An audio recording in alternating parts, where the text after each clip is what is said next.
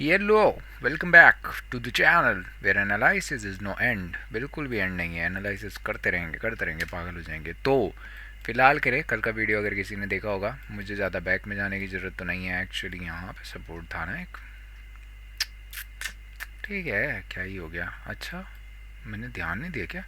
M बन चुका है फिलहाल। अगर आप डेली टाइम फ्रेम पे देखोगे तो एम बन चुका है। अभी भी ये बाइंग की तरफ को शिफ्ट नहीं हुआ है, क्योंकि स्ट्रांगली एक बाइंग का कैंडल अभी आया ढंग का नहीं है। ऐसा नहीं है कि बाइंग का नहीं है, बट कैंडल ढंग का नहीं है, मैं ये कह रहा हूँ। ओके, मुझे थोड़ा सा इसका वैल्यू कम करने दो। ये है निफ्टी 50। ओके, मिस्टेक हो जाता है ज़रा, मैं थोड़ा सिस्टम मेरा क्रैश हो जाता है। आप अगर देखोगे तो लेफ्ट कॉर्नर में भी आपको यहाँ पे दिख रहा होगा निफ्टी 50 लिखा हुआ, बट फाइन। तो हम बात करते हैं कि क्या हुआ है आज के दिन। ठीक है, तो मैंने कहा था कि मार्केट अगर फ्लैट खुलेगा इन दिस केस कहीं पे भी, तो मैं मार्केट के लिए ट्राई आउट करूँगा सेलिंग के लिए, और एक बड़े टारगेट 24 500 ये सब के लिए जाऊँगा। बट एज़ यूजुअल मार्केट ने थोड़ा बहुत बोल सकते हो सेलिंग दी।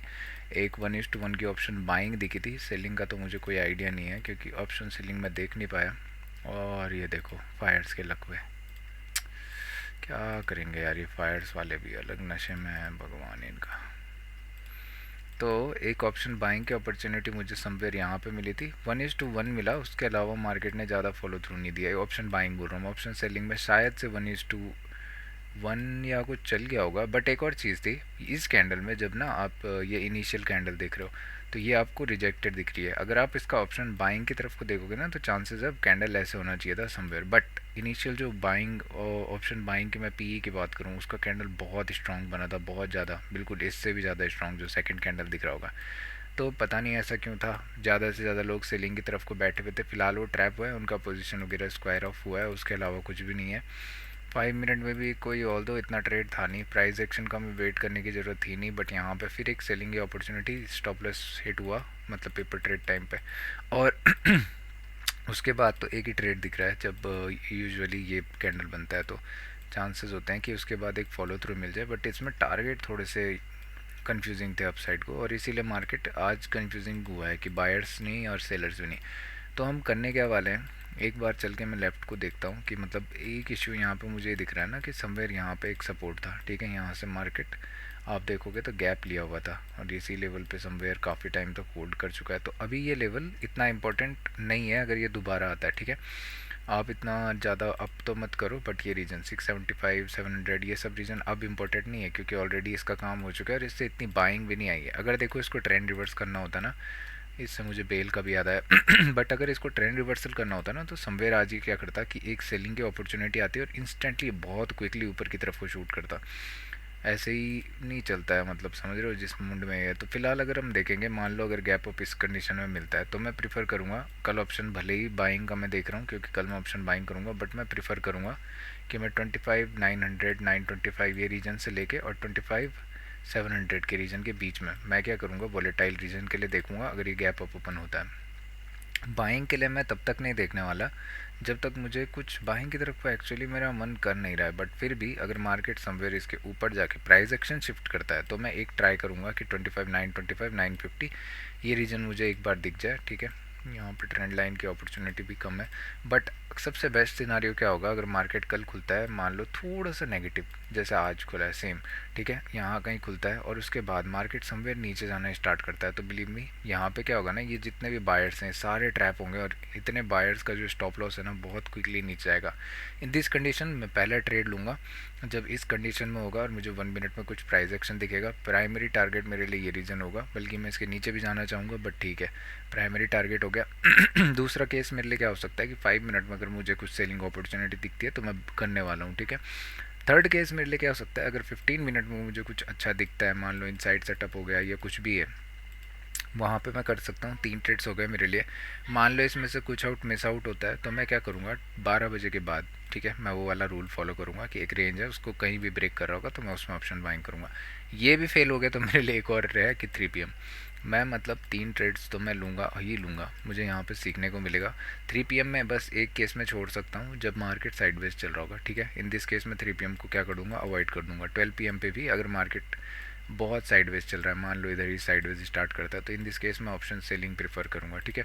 बट प्राइमरी कल टारगेट मेरा ऑप्शन बाइंग का रहेगा, इसीलिए मैं इनिशियली इस पे फोकस क्या करूँगा कि मतलब ऑप्शन सेलिंग पे नहीं करूँगा फोकस, मैं फोकस बाइंग की तरफ को करूँगा और देखता रहूँगा कि मतलब हो सकता है कल साइडवेज डे चला जाए, हो सकता है मार्केट डाई आउट हो जाए, हो सकता है सेलिंग की तरफ को आ जाए। तो अभी डिसाइडिंग जोन तब तक नहीं है जब तक मार्केट एक्चुअली ये लेवल को कुछ पार नहीं करता है, ठीक है। गैप डाउन अगर खुलता है, believe me this is one of the best thing, ठीक है। एकदम सेलिंग में था, ऊपर की तरफ को पुल किया और फिर से नेगेटिव की साइड को, तो और क्या ही चाहिए। बैंक निफ्टी अगर आप चल के देखोगे ना, तो ये एक्चुअल कॉज है जो कि निफ्टी को होल्ड कर रहा है। आप अगर देखोगे, मैंने कहा भी था कि ये अभी तक एम नहीं बनाया है और ये चच्चा अपने अच्छे जोन में अपने आप को होल्ड कर रहे हैं। तो अगर ये एक रेंज प्रेफर करता है, जो कि ये कर चुका है, यही है एक्चुअली। अगर ये यहाँ पे होल्ड कर देता है ना, तो निफ्टी 50 के चांसेस हैं कि वो भी धीरे धीरे पुल हो जाए या वहीं पर टाइम स्पेंड करता रहे स्लो एंड स्टडी डाउनवर्ड्स के साइड में। मतलब हो सकता है कि निफ्टी 50 का अगर मैं बताऊँ तो चांसेस है मार्केट ऐसा कुछ ट्रैक करे और फिर एक और बार हमें अप साइड की देखने को मिल जाए, क्या होते हुए ऐसे चैनल। अगर आप देखोगे ना, समवेयर हम मिड या एंड ऑफ द दिसंबर एक नई रैली निकाल सकते हैं। तो बैंक निफ्टी में मुझे इतना कुछ रॉकेट बनाने की ज़रूरत तो नहीं है। सिंपल है कि मुझे दिख रहा है एक रेंज यहाँ पे चल रही है। मैं क्या करूँगा, जब अगर फ्लैट खुलता है, इन दिस केस कभी भी यहाँ पे फ्लैट खुलता है 58,200 वगैरह के रीजन के ऊपर निकलता है, मैं एक टारगेट ट्राई आउट करूँगा 58,500 तक का। मैं प्रीफर ये करूँगा कि आप ऑप्शन सेलिंग करो, ठीक है, क्योंकि ये जोन ना कभी भी इतना वो नहीं दिख रहा है कि इसमें कुछ मोमेंटम आएगा। अभी भी इसमें वो वॉल्यूम ड्राई आउट है। आज भी अगर आप मार्केट का मोमेंटम देखोगे तो ऑलरेडी 500 पॉइंट का है। कंपैरिजन देखोगे 58 के हिसाब से तो 1% मूव कर रहे हैं हम, तो थोड़ा दिक्कत है, ठीक है। ये दिन काफ़ी अच्छा था, हो सकता अगर 700-800 पॉइंट मूव कर देता तो ज़्यादा बेटर था। ड्राई आउट वॉल्यूम चल रहा है, जब तक ये लेवल्स क्रॉस नहीं होते तब तक कोई फ़ायदा नहीं है। 58,500 ये सब के बीच में ही मार्केट अपने आप को होल्ड करता रहेगा। अब चलते हैं बेल की तरफ को। बेल का पोजीशन अगर मैं आपको बताऊं तो मैंने एग्जिट कर दिया है, सबसे नीचे किया है। मैं इसके पीछे का कॉज एक्चुअली बताता हूँ, क्योंकि एट द टॉप ना ये 1:1.9 के समथिंग था और उसके बाद सडनली ये आ गया 1:1 और मैं इसमें ऑलरेडी बहुत उग चुका हूँ, क्योंकि ये पोजीशन मैंने थोड़ा गलत भी लिया हुआ था। बहुत बड़ा स्टॉप लॉस था मेरा इसमें, ठीक है। मुझे 15 मिनट का स्टॉप लॉस रखना चाहिए था, या तो एटलीस्ट छोटा बहुत ही स्टॉप लॉस रखता मैं, और टारगेट मुझे कुछ कंफ्यूजिंग थे। तो फिलहाल ठीक है, बहुत क्विकली नीचे आना स्टार्ट हुआ। अदानी एंसोल अपने आप को ऊपर होल्ड कर रहा है, बाकी कोई से भी स्टॉक्स आज इतने नहीं रहे। आज स्टॉप लॉस डे था, हम्बली हमने स्टॉप लॉस लिया है, तो देखते हैं कल क्या मार्केट रिएक्ट करता है। कल मैं स्टॉक्स तो नहीं करने वाला हूँ, ऑप्शन बाइंग में करने वाला हूँ, तो देखते हैं। कल लंबा दिन है, होपफुली कुछ अच्छा जाए। लॉसेस होंगे तो it's a part of the game, इसके लिए हम रेडी हैं। और अगर नहीं मिलते हैं ट्रेड तो इट्स फाइन, कैपिटल को थोड़ा सा सिक्योर रखेंगे। हो सकता है कि एक एक्सपायरी, ये जो 4 एक्सपायरी आने वाली हैं उनमें से किसी एक एक्सपायरी में हो सकता है कि स्टार डे मिल जाए। हो सकता है मान लो कल मुझे ट्रेड्स नहीं मिलते हैं या ऑप्शन सेलिंग के लिए मिलते हैं, तो मैं कहीं ना कहीं जब भी चांसेस होंगे वहाँ उसको कैपिटल को यूज़ करने वाला हूँ। और फिर उसके बाद अगला प्लान क्या है, अगले महीने का प्लान बड़ा सिंपल है कि हम वहाँ करने वाले हैं ऑप्शन सेलिंग, ठीक है। उसके बाद वहाँ हम रखेंगे 2 ट्रेड्स पर डे, ठीक है। टारगेट हमारे लिए स्टॉप लॉस जो हमारे लिए है वो 1500 का है, इतना तो बड़ा सिंपल है। टारगेट में प्राइमरी तो नहीं मुझे पता, बट मैं 7500 को एक लेजिटिमेट टारगेट मान सकता हूँ अगर मुझे किसी डे में मिलता है तो। बहुत रेयरिटी के सिनारियो में, बट फाइन। एक्चुअली मैंने ऑप्शन सेलिंग में शायद सबसे हाईएस्ट 1:7 पकड़ा हुआ है अभी तक का, क्योंकि मैं बहुत क्लोजली ट्रेल करता हूँ ऑप्शन बाइंग ऑप्शन सेलिंग, मतलब 1:1 के हिसाब से ट्रेल करता हूँ मैं एक एक स्टेप। तो ठीक है, देखते हैं जैसा भी होता है। होपफुली इससे कुछ अच्छा आपको सीखने को मिला हो। और प्राइस पॉइंट्स भले इसमें इतने ज़्यादा नहीं थे, क्योंकि मैं एक्चुअली प्राइस पॉइंट पे काफ़ी फोकस नहीं करता ना।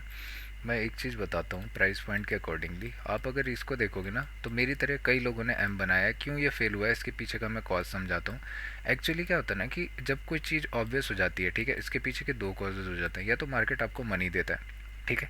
सेकंड केस क्या होता है, मार्केट ना अपने आप को आपको ट्रैप करता है। ट्रैप क्यों करता है, ट्रैप करता है लिक्विडिटी के लिए, ठीक है। क्योंकि कई सारे लोगों ने, आप देखोगे तो यहाँ पे एम जब बन चुका है, बहुत सारे लोग हैं। अब ऐसा तो नहीं है कि किसी को पता नहीं है, काफ़ी लोगों को डबल टॉप डबल बॉटम सब पता रहता है। तो मार्केट को ना लिक्विडिटी नहीं मिलती है, ये सेलिंग में बहुत पोजिशन बन जाते हैं। सेलर्स क्या करते हैं, मतलब एक फेयर वैल्यू, जैसे आप समझो कि जो बड़े लोग हैं, मतलब जिनके पास बहुत सारे पैसे हैं ना, उनको कुछ समझ नहीं आता, मतलब उनको प्राइस नहीं मिल रहा है। यहाँ पे लोग कंटिन्यूस सेलिंग सेलिंग सेलिंग कर रहे हैं, बाइंग किसी की नहीं है। तो इन दिस केस मार्केट क्या करता है, दो सिनारियो, पहला है कि बाइंग के लिए जाता है, फिर इमीडिएटली नेगेटिव आ जाता है। ये केस में काफ़ी अच्छी सेलिंग आती है। सेकंड केस क्या है, ऑप्शन सेलर्स प्रीफर करते हैं कि क्यों ना यहीं पे एक शॉर्ट पोजीशन कर दें हम, ठीक है, थोड़े टाइम के लिए हो सकता है मार्केट होल्ड करे, उसके बाद हम नीचे कहीं जाके पुश करें। फिलहाल अगर आप प्राइस एक्शन को देखोगे तो यही यहाँ पे हुआ है, ठीक है, सेलर्स यहाँ पे आए हैं, उस प्रीवियस सपोर्ट की तरफ को मत देखना, ठीक है। ये सब बकवास बातें होती हैं, सपोर्ट सपोर्ट जितना लेना था ले लिया। आप प्राइस को समझने की कोशिश करोगे तो यहाँ पे जितने भी सेलर्स हैं, ठीक है, इनको ट्रैप किया गया है और इसके बाद वापस लिया गया। अब देखो इस दो कंडीशन यहाँ पे, ठीक है, कैसे हम यहाँ पे मतलब लिक्विडिटी कैसे सबसे ज़्यादा ग्रैब होती है। सेलर्स यहाँ पे आउट हो चुके हैं, ठीक है, ऑब्वियस। अब यहाँ पे है कौन, बायर्स, ठीक है।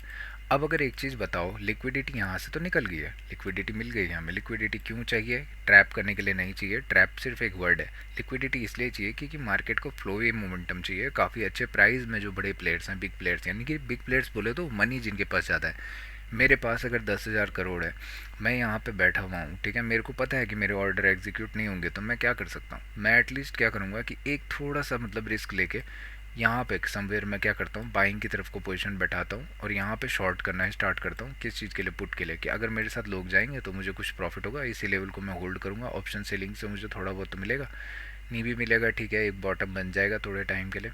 उसके बाद जब समवेयर यहाँ से ये बायर्स आउट होंगे ना, ये लो जब क्रॉस होगा 25,700 स्पेशली, तो देखना है किस फ्लो के साथ नीचे जा सकता है, क्योंकि यहाँ पे हुए हैं ट्रैप कौन, बायर्स, ठीक है।